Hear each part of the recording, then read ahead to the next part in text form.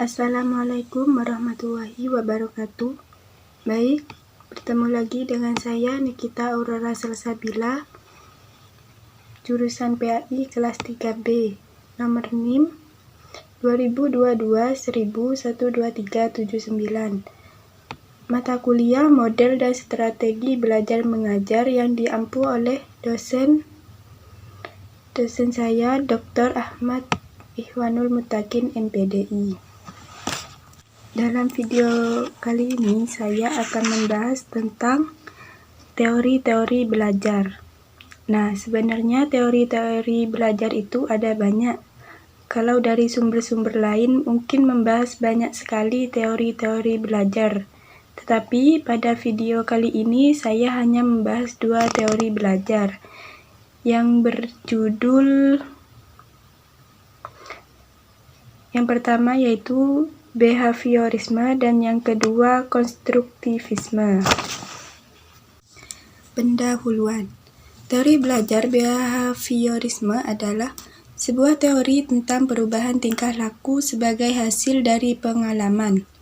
Teori ini lalu berkembang menjadi aliran psikologi belajar yang mempengaruhi terhadap arah pengembangan teori dan praktik pendidikan dan pembelajaran. Aliran ini menekankan pada terbentuknya perilaku yang tampak sebagai hasil belajar. Teori ini menempatkan orang yang belajar sebagai individu yang pasif. Respon atau perilaku tertentu bisa diperoleh dengan menggunakan metode pelatihan atau pembiasaan semata. Munculnya perilaku akan semakin kuat bila diberikan penguatan dan akan menghilang bila dikenai hukuman. Teori belajar behaviorisme menyatakan bahwasanya belajar adalah perubahan perilaku yang dapat diamati, diukur, dan dinilai secara konkret. Behaviorisme atau behavioristik juga memiliki arti sebuah teori tentang perubahan tingkah laku sebagai hasil dari pengalaman. Maksudnya yaitu belajar tentang perubahan tingkah laku. Dalam teori belajar ini mengandalkan hasil tanpa pemikiran prosesnya seperti apa. Jadi yang paling penting adalah hasilnya. Behaviorisme juga memiliki prinsip-prinsip. Yang pertama yaitu stimulus dan response, yang kedua reinforcement atau penguatan, yang ketiga penguatan positif dan negatif, yang keempat penguatan primer dan sekunder, yang kelima kesegeraan memberi penguatan, yang keenam pembentukan perilaku, dan yang terakhir kepunahan. Behaviorisme juga memiliki kelebihan. Ada beberapa kelebihan dari teori belajar behaviorisme ini. Yang pertama yaitu membantu siswa mencapai tujuan belajar, karena ini sangat mengandalkan hasil. Yang kedua yaitu membangun konsentrasi individu. Nah, pada teori belajar behaviorisme ini, guru itu harus aktif terhadap siswa. Jadi, guru harus banyak memberikan stimulusi terhadap siswa, bisa dengan cara memberikan hukuman. Jadi ketika dapat hukuman, mesti yang mendapat hukuman itu akan memberikan konsentrasinya kembali terhadap materi. Yang ketiga yaitu materi dirancang secara khusus. Yang keempat yaitu sesuai dengan materi pembelajaran. Yang kelima yaitu sesuai dengan pemahaman belajar pada anak. Nah, di antara kelebihan ini ternyata teori belajar behaviorisme ini juga memiliki kekurangan. Yang pertama yaitu hanya berpusat pada guru, yang kedua lebih mengutamakan hafalan daripada latihan, yang ketiga kaku dan membosankan, yang keempat siswa menjadi pasif dan tidak inovatif. Yang penting hasilnya, bukan prosesnya. Karena apa? Karena berpusat pada guru saja.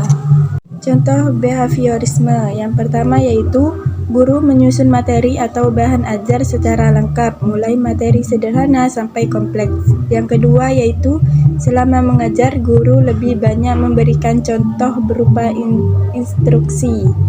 Yang ketiga yaitu jika guru menjumpai adanya kesalahan baik pada materi maupun pada peserta didik, maka akan segera diperbaiki. Yang keempat yaitu guru lebih aktif memberikan latihan agar terbentuknya kebiasaan yang diinginkan. Tokoh-tokoh behaviorisme. Yang pertama yaitu Edward Leturdik, yang kedua Ivan Petrovich Pavlov, yang ketiga Vladimir Baxter, yang keempat John Watson, yang kelima William McDougall. Konstruktivisme memiliki prinsip-prinsip. Yang pertama yaitu pengetahuan dibangun oleh siswa sendiri. Yang kedua, pengetahuan tidak dapat dipindahkan dari guru ke murid, kecuali hanya dengan keaktifan murid sendiri untuk menalar. Yang ketiga yaitu murid aktif mengkonstruksi secara terus-menerus sehingga selalu terjadi perubahan konsep ilmiah. Yang keempat yaitu guru sekedar membantu menyediakan saran dan situasi agar proses konstruksi berjalan lancar. Yang kelima, mencari dan menilai pendapat siswa. Yang keenam, menyesuaikan kurikulum untuk menanggapi anggapan siswa. Judul yang kedua yaitu konstruktivisme. Konstruktivisme merupakan pelajaran yang lebih menekankan pada proses dan kebebasan dalam menggali pengetahuan serta upaya dalam mengonstruksi pengalaman.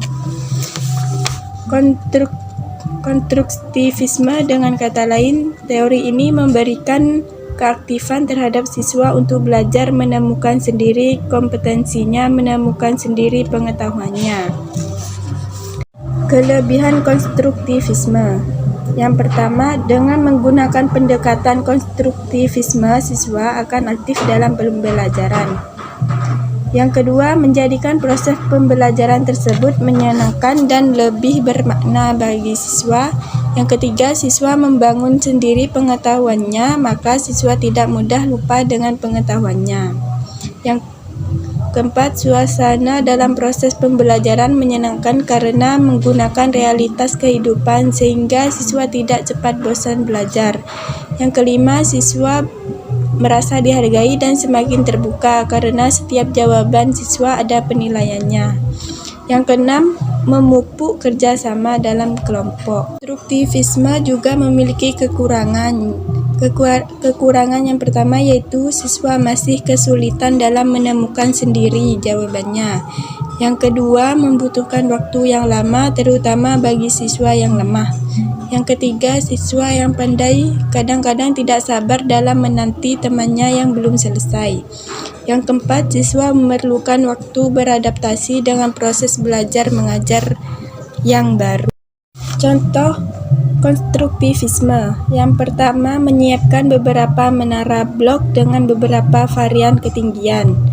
Yang kedua, bapak atau ibu bisa meminta peserta didik untuk memotong beberapa menara blok yang lebih tinggi sesuai kata hati. Yang ketiga, ambil ujung menara blok tertinggi lalu tempelkan di menara blok terendah. Lakukan hal tersebut sampai ketinggian menara bloknya sama. Yang keempat, ulangi kegiatan tersebut dengan beberapa perbedaan variabel. Tokoh-tokoh konstruktivisme. Yang pertama yaitu Jean Piaget dan Lev Vygotsky. Jadi, dari tokoh-tokoh ini, teori konstruktivisme didefinisikan sebagai pembelajaran yang bersifat generatif, yaitu tindakan mencipta sesuatu makna dari yang dipelajari. Sekian penjelasan dari kami. Apabila ada salah, mohon maaf. Wassalamualaikum warahmatullahi wabarakatuh.